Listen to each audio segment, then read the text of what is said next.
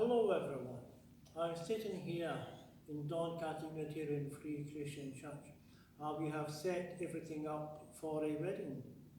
We are having a same-sex wedding as soon as people get here. We are marrying Stephen and Jason today, the 4th of July. And this is quite a special occasion because tomorrow we are having worship that celebrates and appreciates the history of the NHS. And shortly before lockdown began, Stephen had a kidney transplant. So we are in a position to express directly our gratitude, our appreciation for the NHS. And Stephen and Jason have gladly given us permission to use a few little videos of them speaking about their experience.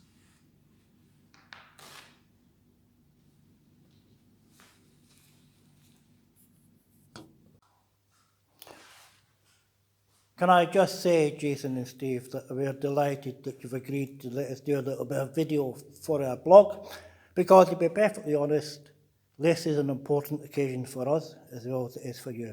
So can I just ask you to talk for a minute or two about how you actually feel about being able to get married after this long wait and all the complications that took to get here, we're actually legally allowed to do it?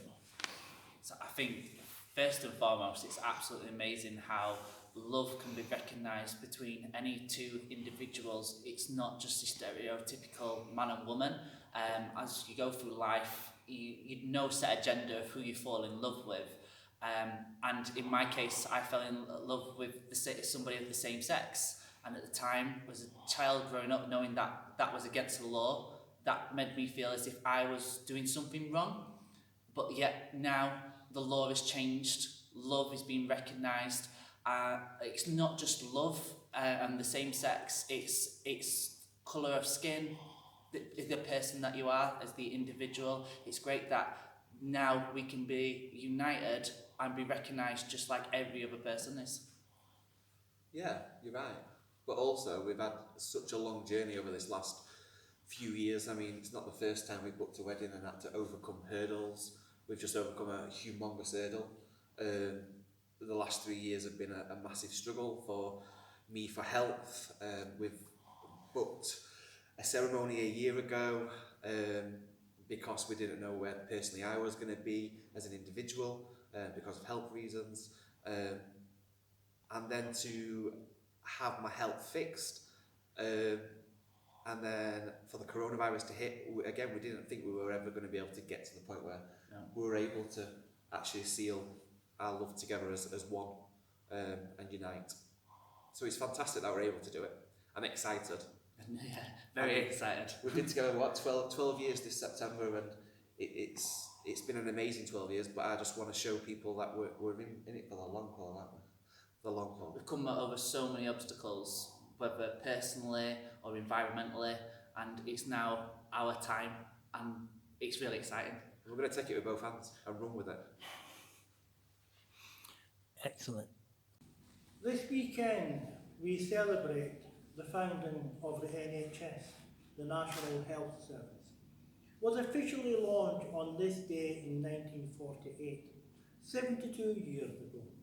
Maybe not a nice round number for a special celebration, not like 70 or 75, but the reason for making this a special celebration, a unique ceremony of thanksgiving, is that this year, 2020, is the year of the pandemic, the year when the NHS truly proved its worth to the nation and fully justified its reputation as this country's greatest asset, as the moral backbone, foundation and representation of everything that is good and decent about this country. The NHS, essentially, was a result of a report by Sir William Beveridge in 1942, in the middle of World War II, in which he outlined a vision of the post-war world which tackled the 5 great evils of want, disease, ignorance, squalor and idleness. The cornerstone of this plan was the founding of the NHS, which is generally regarded as the greatest achievement of the Labour government of Clement Attlee, which was elected by a landslide in 1945. The job of overseeing the NHS was given to an Iron Bevan, also known as Nye.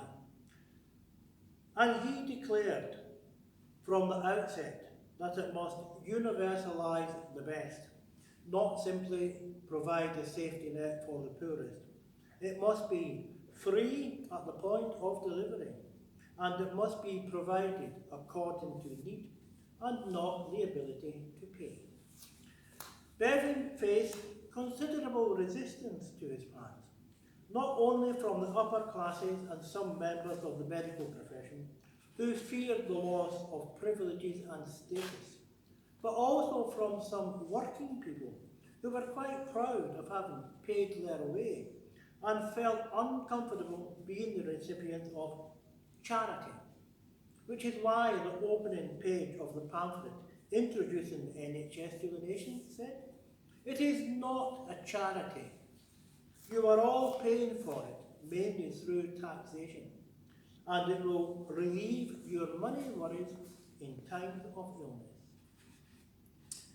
Now, I am quite a passionate amateur historian, and that period, and World War II and the immediate aftermath, is one of my special interests.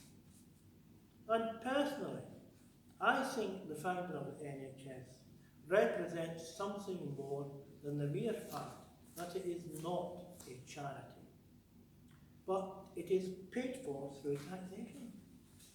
It is more than that. It is the paying of a debt. The nation paying its moral debt to all those people, most of them underprivileged and unappreciated, who came together to save the nation at the time of its deepest crisis. The creation of the NHS represents the recognition of a deeper sense of dignity and equality that was established by the sacrifices of ordinary working people that were required to achieve the ultimate victory in World War II. It is a testimony to the fact that this nation belongs to everyone, not just the rich and powerful, or the famous and influential. The NHS is a silver lining around the dark cloud of this pandemic. And the brightest part of that silver lining is the recognition and respect that it has brought, not just to the surgeons, the doctors and the nurses, but to the cleaners, the porters, and the man with the tea trolley. I invite you all to join me in saying, Happy Birthday, NHS. You mentioned, Stephen, that you've just overcome a health problem. I know that you've had an organ transplant. And it just so happens that this weekend, the day after your wedding, the service of worship, not only in this church, but quite widespread throughout the country, is going to be celebrating the birthday of the NHS. So can I ask you just to share with us how you feel you've been looked after by the NHS? If I'm honest, the people that I've been around for the last 2-3 years in relation to my health, every single person treats me as an individual, and they are amazing people to go through or go through a journey with me like they have done. So I've had the same doctor, the same nurse for the last 3 years. I know them by first name basis. We are a family, yeah. It might be strange to say that about a doctor and a nurse, but because we've been so close-knit for the last few years, I feel like they are family. I mean, we're getting married on Saturday, and I would love to have them all. Yeah, that's how much of a close connection I have with the people that have looked after me over the last few years. I mean, I got an organ transplant on the 8th of February this year, which was amazing news to get. The news came to me while on dialysis at Newcastle Royal, and as you can imagine, it was a shock to get the call because I didn't think it was ever going to come. and I was hysterical. But I was connected to a machine that I couldn't go nowhere. I still had 45 minutes left of my dialysis time, and every single one of those nurses came and congratulated me, sat with me, coached me through the last 45 minutes. There was somebody there waiting for when my time had finished to ensure I were off the machine. They'd called round the family to make sure there was someone there to come and collect me, to take me straight through to Sheffield. And then arriving at Sheffield, it didn't feel like I was walking into the unknown, because the nurses and the doctors put me so at ease. They explained everything what was going to They happen. were there to greet you. They were there to greet us, yeah, at the door. And not just me, I'm talking Jason, Jason's mum, my mum, and we took the entire family. It was a celebration. And I think from my side, obviously I didn't go through it, but I did go through it indirectly, is that it was not just you obviously your consultant, your nurses, or obviously as amazing as what they are, but it was everybody else as well that works inside of hospital. So like times when Steve was on dialysis and he could eat and eat and eat, and I was running to Costa and they had no butter, but yet the cleaning lady, she was the one that actually came and sorted that out. She got the toast, she got the butter, she made sure that Stephen was comfortable. It's not just the doctors and the nurses that make up the NHS. It's your porters, it's your cleaners, it's your clerical staff, it's your receptionists, because and be honest, without our receptionists, we've definitely been lost in a lot of things. Trish is a very good friend of ours, yeah. Yeah. A very, very good friend of ours, and she's just the person that answers the phone to me when I need to call and book an appointment, or they need to book an appointment with me. They were absolutely astronomically amazing of what they did. I don't think we can really ever put it truly into words. No. Of how grateful we are for what's happened and the support that's given. However, we would more than willingly, though, an opportunity, give me right arm for them. Really, what if there's anything we could do to help them, we were there, and we just want to congratulate them. In Luke 6:17, we read, "He came down with them and stood on a level place, with a great crowd of his disciples and a great multitude of people from all Judea, Jerusalem, and the coast of Tyre and Sidon.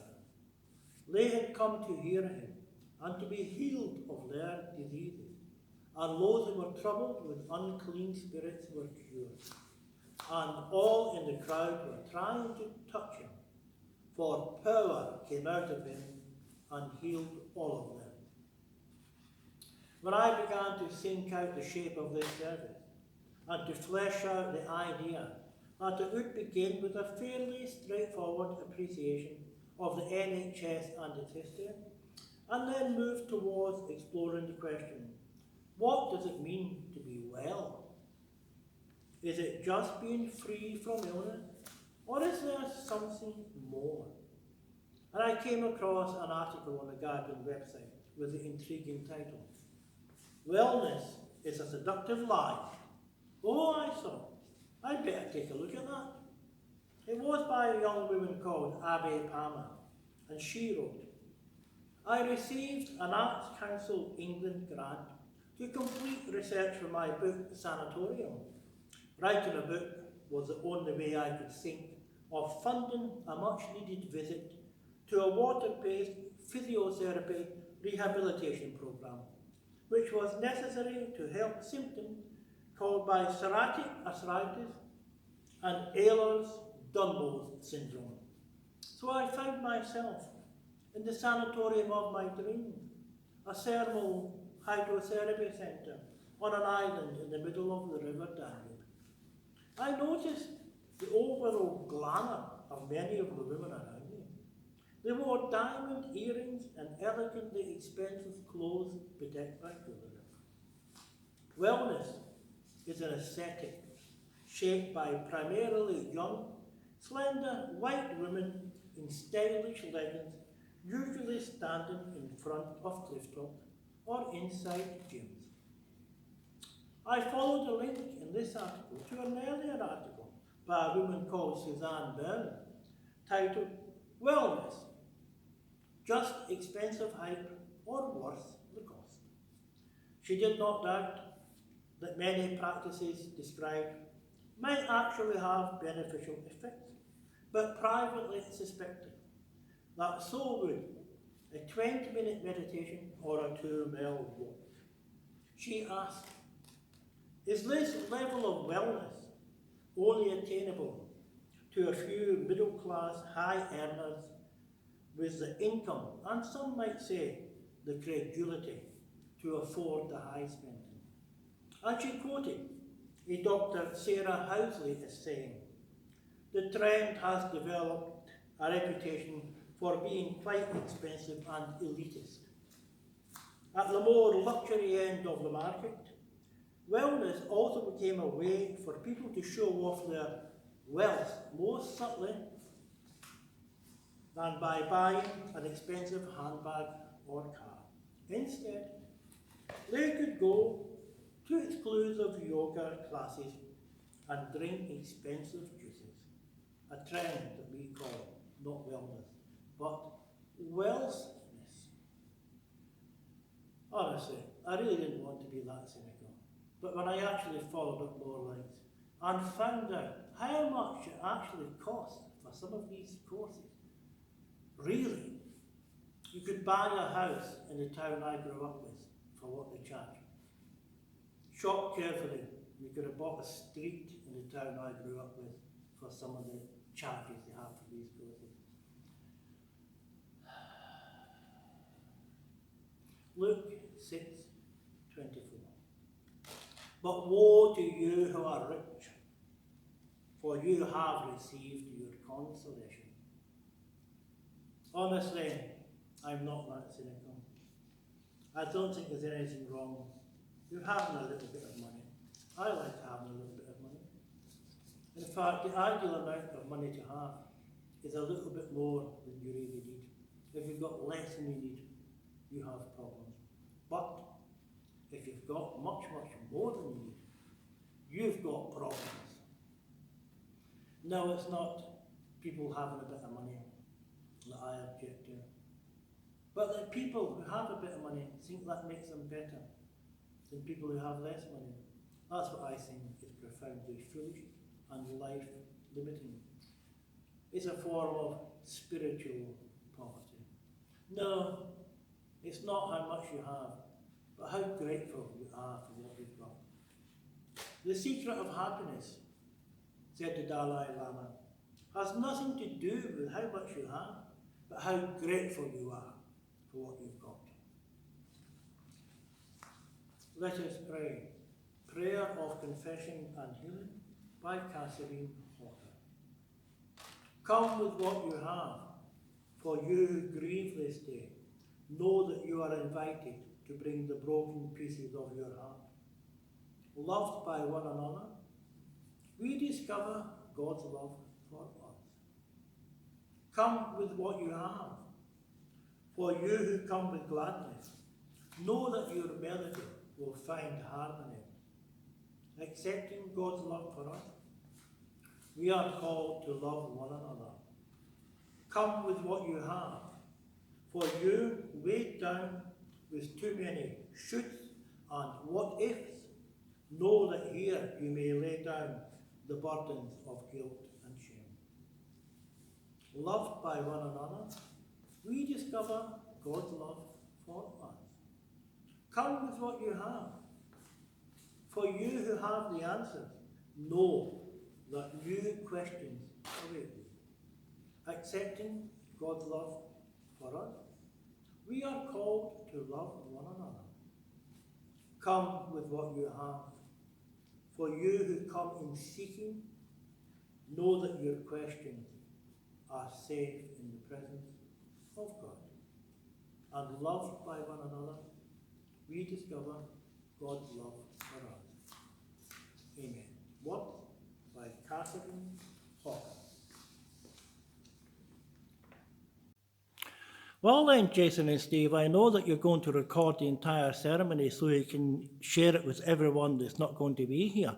And I assume that some of those people in the NHS who looked after you will get to see it. But it might not be totally appropriate to stop in the middle of your ceremony and say a direct hello to them. So would you like to share with us now what you'd like to say directly to those people and to anyone else who is listening? I think to the NHS, the only thing I can say is thank you. Thank you for the gift. Thank you for the gift of life. Thank you for the continual support. I mean, they've supported me from transplant side of things into the initial stages of coronavirus, and we're talking I had to go to the hospital daily at that point for daily tests. They would ensure the taxi would pick me up, drop me off, ensure I was safe, and I can't thank them enough because they're on the other side of the phone 24 hours a day, 365 days a year if that's what I need. And the same again, they're there in person if I need that. And the only thing I can say is thank you, but from the bottom of my heart. From the bottom of my heart.